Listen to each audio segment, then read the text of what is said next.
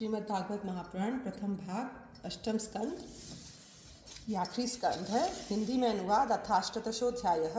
वामन भगवान का प्रकट होकर राजा बलि की यज्ञशाला में पधारना। श्री सुखदेव जी कहते हैं, परीक्षित, इस प्रकार जब ब्रह्मा जी ने भगवान की शक्ति और लीला की स्तुति की, तब जन्म मृत्यु रहित भगवान अदिति के सामने प्रकट हुए। भगवान के 4 भुजाएं थीं, उनमें वे शंख, गदा, कमल और चक्र धारण किए हुए थे। कमल के समान कोमल और बड़े बड़े नेत्र थे। पीताम्बर शोभायमान हो रहा था। विशुद्ध श्याम वर्ण का शरीर था। मकराकृति कुंडलों की कांति से मुख कमल की शोभा और भी उल्लसित हो रही थी।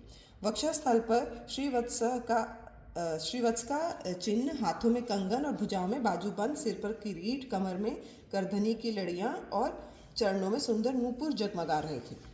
भगवान गले में अपने स्वरूप भूत वनमाला धारण किए हुए थे, जिसके चारों ओर झुंड के झुंड भौरे गुंजार कर रहे थे।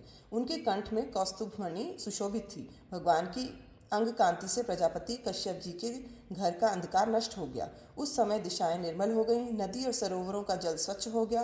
प्रजा के हृदय में आनंद की बाढ़ आ गई।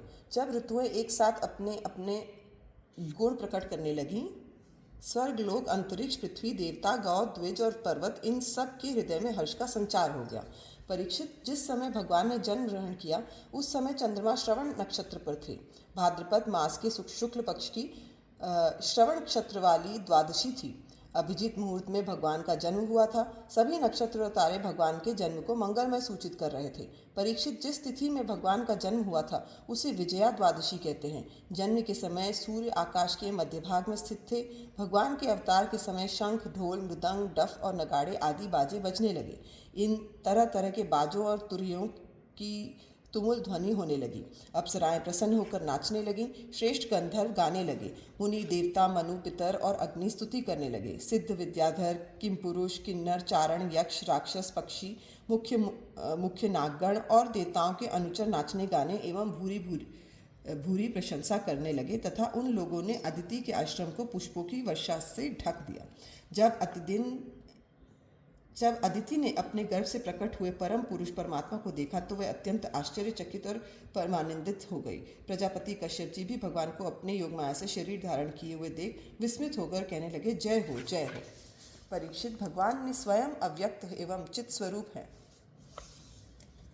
उन्होंने जो परम कांतिमय आभूषण एवं आयुधों से युक्त ये शरीर ग्रहण किया था, उसी शरीर से कश्यप और अदिति के देखते देखते वामन ब्रह्मचारी का रूप धारण कर लिया। ठीक वैसे ही जैसे नट अपना वेश बदल ले।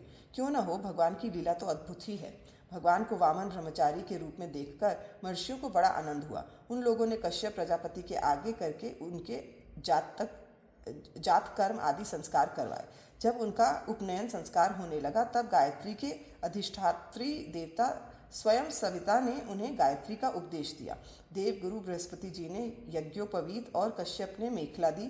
पृथ्वी ने कृष्ण मृग का चर्म, वन के स्वामी चंद्रमा ने दंड, माता अदिति ने कौपीन और कटिवस्त्र एवं आकाश के अभिमानी देवता ने वामन वेशधारी भगवान को छत्र दिया।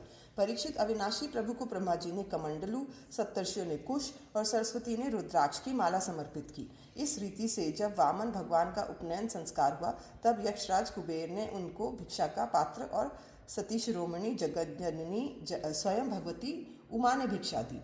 इस प्रकार जब सब लोगों ने वटुवेशधारी भगवान का सम्मान किया, तब वे ब्रह्मर्षियों से भरी हुई सभा में अपने ब्रह्म तेज के कारण अत्यंत शोभायमान हुए। इसके बाद भगवान ने स्थापित और प्रज्वलित अग्नि का कुशों से परिसमूहन और परिस्तरण करके पूजा की और समिधाओं से हवन किया। परीक्षित, उसी समय भगवान ने सुना कि सब प्रकार की सामग्रियों से संपन्न यशस्वी बलि भृगुवंशी ब्राह्मणों के आदेशानुसार बहुत से अश्वमेध यज्ञ कर रहे हैं। तब उन्होंने वहां के लिए यात्रा की।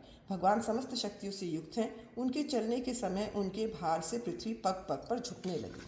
नर्मदा नदी के उत्तर तट पर भृगुकच्छ नाम का एक बड़ा सुंदर स्थान है। वहीं बलि के भृगुवंशी ऋत्विज श्रेष्ठ यज्ञ का अनुष्ठान करा रहे थे। उन लोगों ने दूर से ही वामन भगवान को देखा तो उन्हें ऐसा जान पड़ा मानो साक्षात सूर्य देव का उदय हो रहा हो। परीक्षित, वामन भगवान के तेज से ऋत्विज, यजमान और सदस्य सबके सब निस्तेज हो गए। वे लोग सोचने लगे कि कहीं यज्ञ देखने के लिए सूर्य, अग्नि अथवा सनत कुमार तो नहीं आ रहे हैं। भृगु के पुत्र शुक्राचार्य आदि अपने शिष्यों के साथ उसी प्रकार अनेकों कल्पनाएं कर रहे थे। उसी समय हाथ में छत्र, दंड और जल से भरा कमंडलू लिए हुए वामन भगवान ने अश्वमेध यज्ञ के मंडप में प्रवेश किया। वे कमर में मूंज की मेखला और गले में यज्ञोपवीत धारण किए हुए थे। बगल में मृगचर्म था और सिर पर जटा थी। इसी प्रकार बौने ब्राह्मण के वेश में अपनी माया से ब्रह्मचारी बने हुए भगवान ने जब उनके यज्ञ मंडप में प्रवेश किया, तब भृगुवंशी ब्राह्मण उन्हें देखकर अपने शिष्यों के साथ उनके तेज से प्रभावित एवं निष्प्रभ हो गए। वे सब के सब अग्नियों के साथ उठ खड़े हुए और उन्होंने वामन भगवान का स्वागत सत्कार किया। भगवान के लघु रूप के अनुरूप सारे अंग छोटे छोटे बड़े ही मनोरम एवं दर्शनीय थे। उन्हें देखकर बलि को बड़ा आनंद हुआ और उन्होंने वामन भगवान को एक उत्तम आसन दिया। फिर स्वागत वाणी से उनका अभिनंदन करके पांव पखारे और संग रहित महापुरुषों की भी अत्यंत मनोहर लगने वाली वामन भगवान की पूजा की।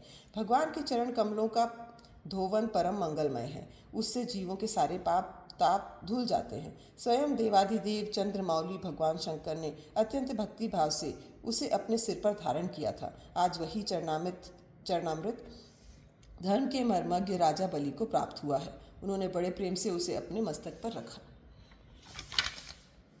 बलि ने कहा, ब्राह्मण कुमार, आप भले पधारे, आपको मैं नमस्कार करता हूँ। आज्ञा कीजिए, मैं आपकी क्या सेवा करूँ। आर्य, ऐसा जान पड़ता है कि बड़े बड़े ब्रह्मर्षियों की तपस्या ही स्वयं मूर्तिमान होकर मेरे सामने आई है।